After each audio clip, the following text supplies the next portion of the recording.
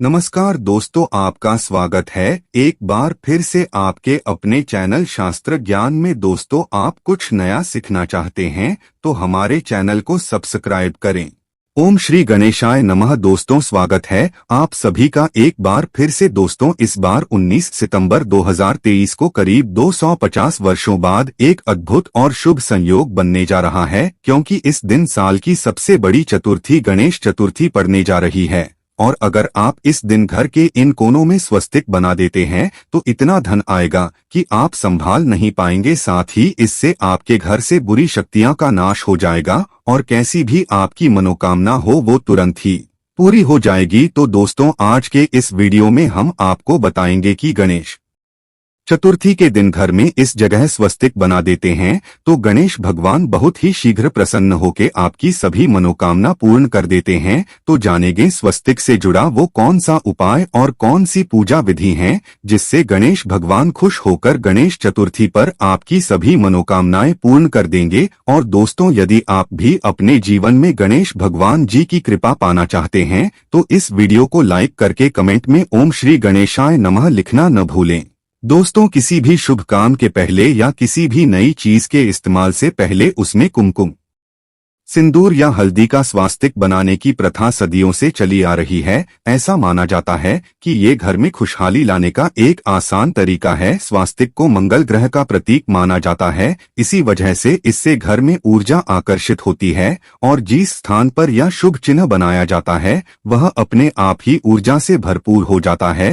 हिंदू धर्म में इसे एक पवित्र प्रतीक माना जाता है जो सौभाग्य, समृद्धि और स्वस्तिक से जुड़ा होता है। इसे किसी भी शुभ कार्य से पहले बनाने के पीछे के कई ज्योतिष लाभ है और इसका महत्व भी है। यदि हम ज्योतिष की माने तो स्वस्तिक का चिन्ह शुरू भाग्य, समृद्धि और सकारात्मक ऊर्जा का प्रतीक होता है। ऐसा माना जाता है कि किसी भी शुभ कार्य को शुरू करने से पहले इस चिन्ह को बनाना सौभाग्य और अनुकूल परिणामों को आमंत्रित करता है। दोस्तों, घर का जो मुख्य द्वार होता है वह शास्त्रों में इतना ज्यादा महत्वपूर्ण और खास बताया गया है कि वहीं से केवल सकारात्मक और नकारात्मक ऊर्जा घर में प्रवेश कर सकती है। काफी लोग इस बारे में नहीं जानते हैं कि जितनी भी नकारात्मक ऊर्जाएं होती है या फिर सकारात्मक ऊर्जा एवं कुलदेवी, कुलदेवता हो, पितृ हो, जितनी भी चीजें होती है, जितनी भी अदृश्य शक्तियां होती है, वह केवल घर के मुख्य दरवाजे से ही घर में प्रवेश कर सकती है। लेकिन काफी लोगों के घरों में ऐसा होता है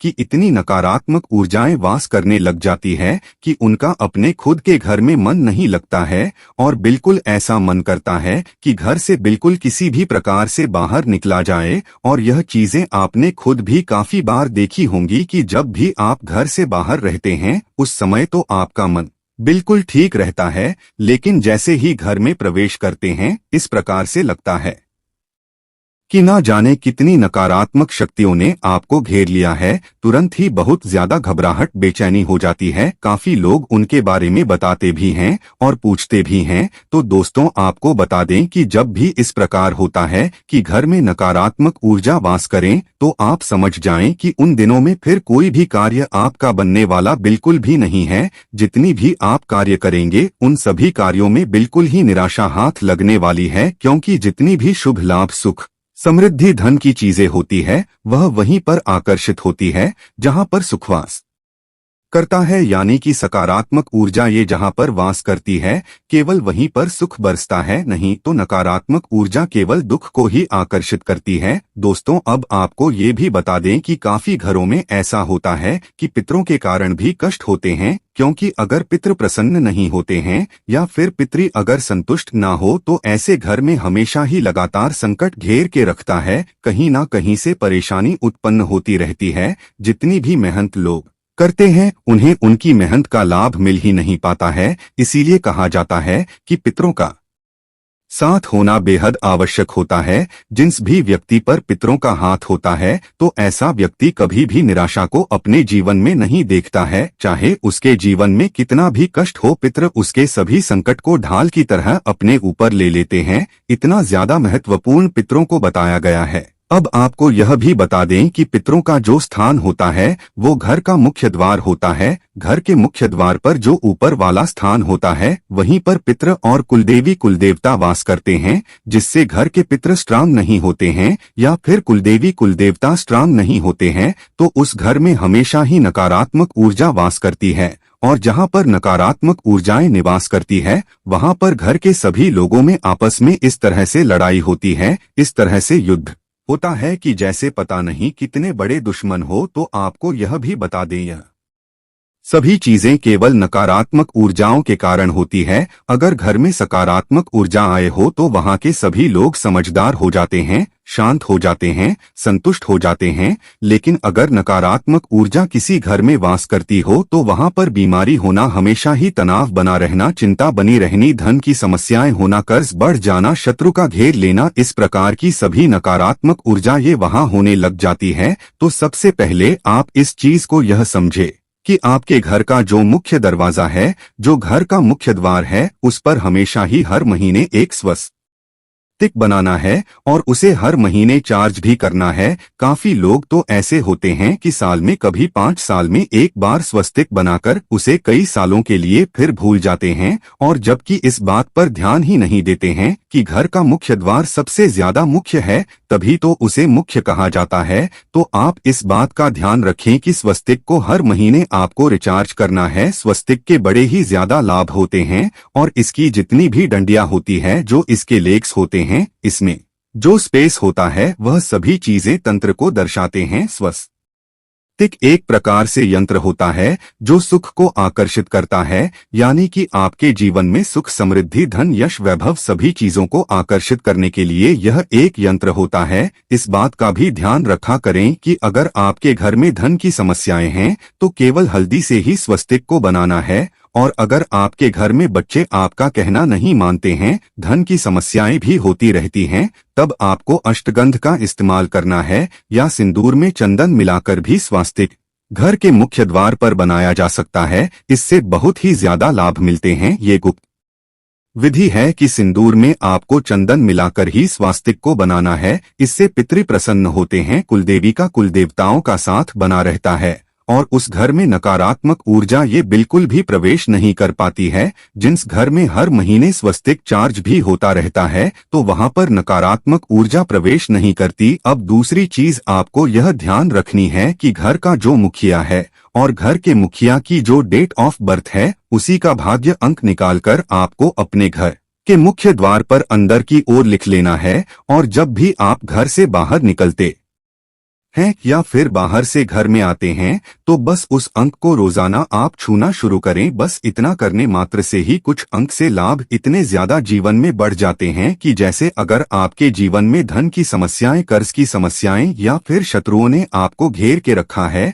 तो अपने भाग्य अंक को रोज छूने मात्र से ही उस अंक से आपको इतनी शक्तियां प्राप्त होती है कि जो जीवन के कष्ट है वह आपके समाप्त हो जाते हैं। अब आपको यह करना किस प्रकार है, यह भी आप जान ले दोस्तों। आपको अपनी जन्म तिथि को, यानी कि मंथ को, डेट को, ईयर को, तीनों चीजों को एक साथ कैलकुलेटर में प्लस कर देना है। 4 अंकों का डिजिट निकालिएगा, फिर चारों अंकों को भी अलग अलग करके प्लस कर देना। बस सिंगल डिजिट आपको निकालनी है। जब तक सिंगल डिजिट नहीं निकल जाती है तब तक सभी अंकों को एक दूसरे से प्लस करते जाएं, और जब सिंगल डिजिट निकल जाती है 1 से 9 के बीच में, तो बस वही आपका भाग्य अंक है। इस अंक को अपने घर के मुख्य द्वार पर इस प्रकार से लिख ले कि घर से बाहर जाते समय इसको छुए और जब बाहर से अंदर आए तब भी इसको रोज छुए। अब जो घर के और भी लोग हैं वो अपने लिए भी करना चाहते हैं तो वह अपने अलग अलग कमरे में या किसी भी दीवार पर अलग किसी भी कागज पर लाल पेन से या फिर लाल स्केच पेन से अपने भाग्य अंक को लिख सकते हैं, या फिर जहां पर आप सोते हैं बस वहीं पर छोटा सा आप अपना भाग्य अंक लिखकर रख लें और उसको छूना शुरू करें। सिर्फ इतना करने मात्र से नसीब बहुत ज्यादा बलवान बनता है। और अगर आप अपने भाग्य अंक के संपर्क में रहते हैं, यानी कि अपनी सराउंड ही को अपने भाग्य के अनुसार बनाते हैं, तो जीवन में सफलता निश्चित ही आती है।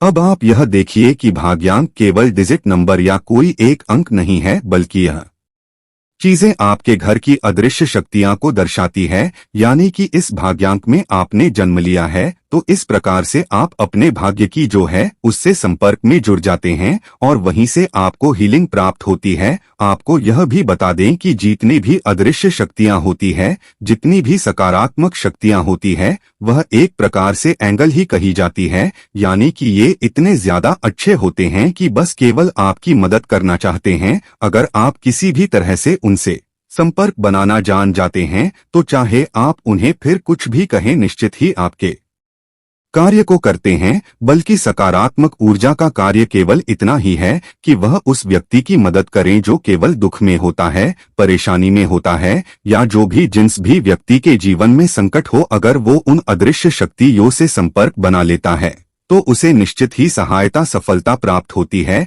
यानी कि हर तरह से बस वह आपकी मदद करना चाहते हैं। इसी प्रकार से नकारात्मक ऊर्जा जो होती है वो केवल जीवन से सुख को खाना चाहती है, दुख देना चाहती है, कष्ट देना चाहती है। तो जो नकारात्मक ऊर्जा होती है उससे तो लोग संपर्क बना लेते हैं, गलत कर्म करके, गलत चीजों को करके, गलत गलत कार्य करके, लेकिन उन्हें इस बारे में जानकारी नहीं होती है कि सकारात्मक ऊर्जा से किस प्रकार संपर्क बनाया जाता है। तो आपको यह भी बता दें कि अगर आप दूसरों के लिए, चाहे कोई आपका शत्रु भी हो, उनके ये भी अच्छा सोचते हैं, केवल अच्छा ही बोलते हैं, सबको केवल यही कहते हैं कि कल्याण हो, सबको आशीर्वाद देते हैं, तो बस यह आप समझ लें कि सकारात्मक ऊर्जा ने घेरा बनाकर आपको घेर लिया है और कोई भी कष्ट, कोई भी परेशानी आपके जीवन में बिल्कुल भी नहीं आ सकती है। और यह बात बिल्कुल तंत्र से सिद्ध। और अगर आप इस चीज को करके देखेंगे कि जब भी आपको कोई बुरा बोले, बस अपने मन से आपको किसी के लिए बुरा नहीं बोलना है, बुरा नहीं सोचना है, कुछ भी गलत या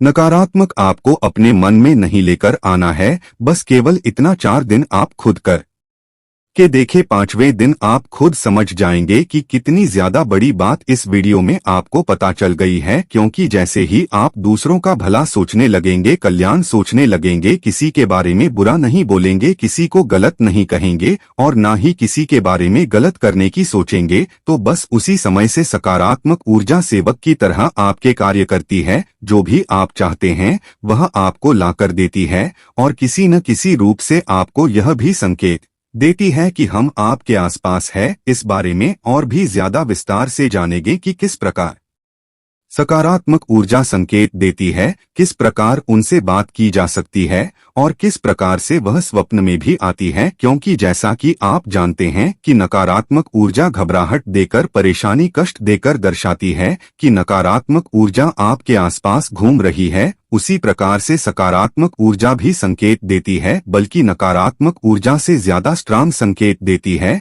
जो बड़ी आसानी से समझ भी आ जाती है। दोस्तों, आइए अब आपको गणेश चतुर्थी की व्रत कथा सुनाते हैं, जिससे सच्चे दिल और साफ मन से सुनने मात्र से आपकी हर इच्छा पूरी हो जाएगी।